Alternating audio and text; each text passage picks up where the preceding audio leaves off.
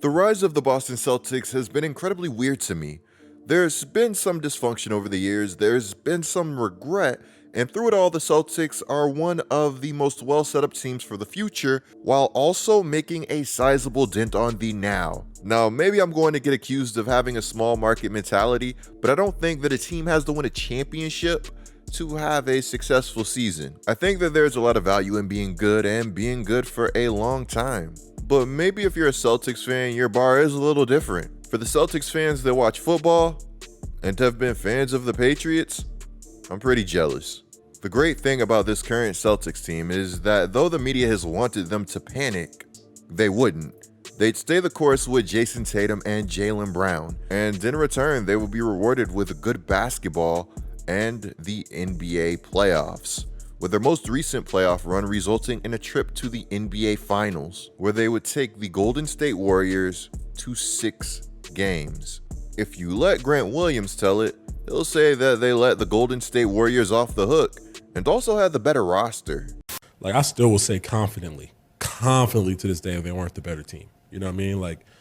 Golden State was not the better team. Yeah, I would say that confidently. I would say they were a more disciplined team. When you go back and watch the film, like, we had commanding, like, either leads or had opportunities where we went on runs, and next you know, we just, like, turned it over 3 times because we missed 3 shots. Because instead of making the right read, because we missed those shots, we started forcing things. And just stuff like that, the discipline of just making the right play over and over and over again, we didn't play with. When I look down a line, or even just comparing the teams, or even just, like, what we felt on the court, you should have heard how badly they celebrated after Game 4. Screaming, because they knew they weren't supposed to win that game. Now look, I'm not going to say that I agree with Grant Williams, but he does make some solid points. There were a lot of times throughout that series against Golden State where the Celtics lost their composure.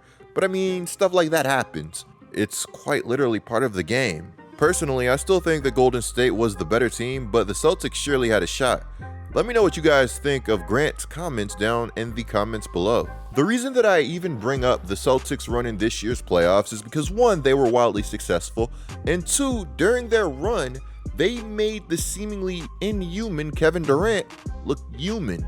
That's not something that we usually see. The Celtics defended KD as well as I've seen him defended. He was inefficient from the field, and he had to work for everything en route to getting swept. I saw some people in my last Kevin Durant video saying that the series was closer than the sweep indicated, and I guess that can be true, but at the end of the day, your team still got swept. That's still pretty wild to me. What's also wild to me is that months after sweeping Kevin Durant and the Brooklyn Nets, the Boston Celtics are reportedly, and I emphasize reportedly, trying to acquire Kevin Durant. I can't be the only one that heard this news and went, huh? Simply because we know that KD is not coming cheap.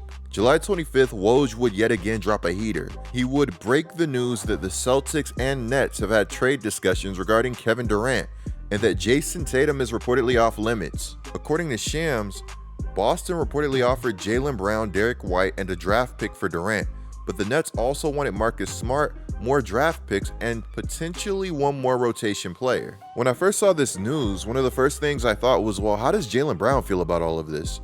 And then my question kind of got answered when he tweeted SMH. Now, Jaylen Brown could have tweeted SMH for a multitude of reasons. He could have tweeted SMH because he is simply tired of being included in trade rumors, or he could have tweeted SMH because he's wondering what in the world are the Celtics doing. Now, I've done a good bit of digging around the internet, and I found that most Celtics fans don't want to trade for Kevin Durant. Let's assume that these reports are true. The Nets wanting Jaylen Brown, Derek White, Marcus Smart, more draft picks, and another rotation player tells me everything I need to know about the Nets trading Durant. They might just not want to do it, and that's okay. Guys, if a team finds a way to put together a better offer for Kevin Durant than what the Celtics reportedly, and I emphasize, reportedly offered for KD, then my jaw will literally hit the floor. We have to remember Jaylen Brown is only 25 years old.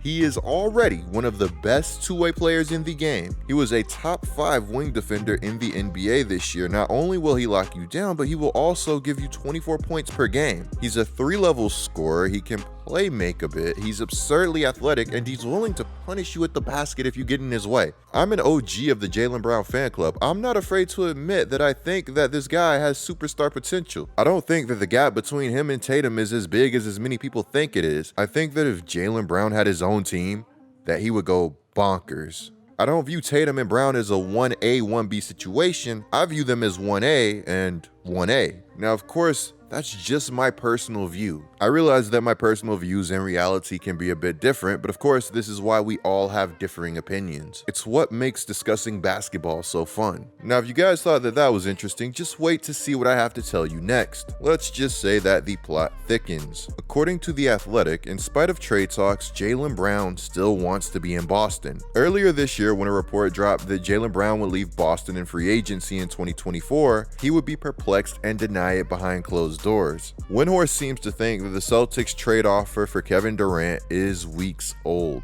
To quote Windhorst, "I don't think that the Nets are involved in active talks right now. Those are not fresh talks." Jake L. Fisher would co-sign this, saying that the Celtics are indeed looming as a Kevin Durant suitor, but Boston's early conversations, as with Phoenix, Miami, Toronto, etc., all fell short of the Nets' lofty asking price. Sources said no trade talk for Durant has gained momentum since early July. Again, if these reports are true, this whole situation is pretty wild. Kevin Durant's good friend Kyrie Irving used to be a Boston Celtic. For multiple different reasons, Kyrie really did not enjoy his time in Boston, which also, added with multiple things, led to the locker room being a mess. Who was the coach of the Boston Celtics through all of this? Brad Stevens. After having to coach Kyrie in that absolute mess of a locker room, why would Stevens want to put that kind of pressure on another coach who just made the NBA Finals in his first year with an incredibly young team? I've heard stories that basically alluded to Kerr walking on eggshells when KD was with the Warriors, and him demanding out in the first year of an extension wouldn't really make me feel any better about trading for him. You guys know me, I'm just not the biggest fan of shrinking your title window unless you have no other options. But I mean, honestly, to look at things from the other perspective, if the Boston Celtics did get Kevin Durant at the right price, that would be pretty tough. Maybe they'd become title favorites and maybe they go on to win one. You know what, let's just say that Boston's reported first offer got accepted.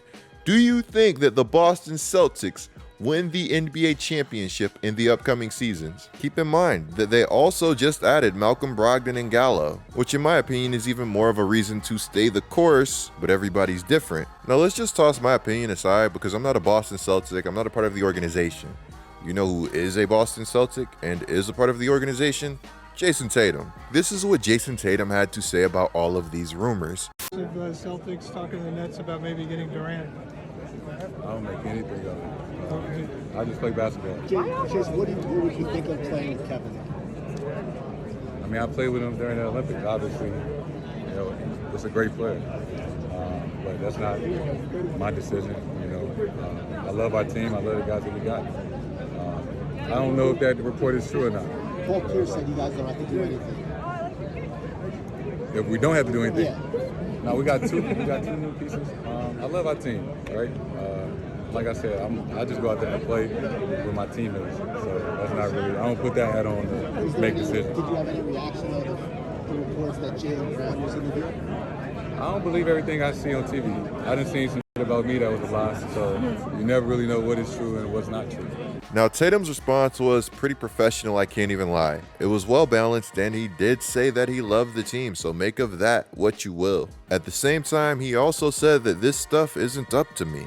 Al Horford's brother would also weigh in on the situation, replying cap in response to Shams. Now, maybe Al Horford's brother is right, but it's always good to remember that the NBA is a business and that we've seen a lot of business moves happen in the past. Hopefully Brad Stevens was just doing his due diligence or the reports are false. Let me know what you guys think down in the comments below. Clicking the video on the screen right now is a great way to support my channel. I'm GETLIKECOOP bringing you guys the scoop until our next upload.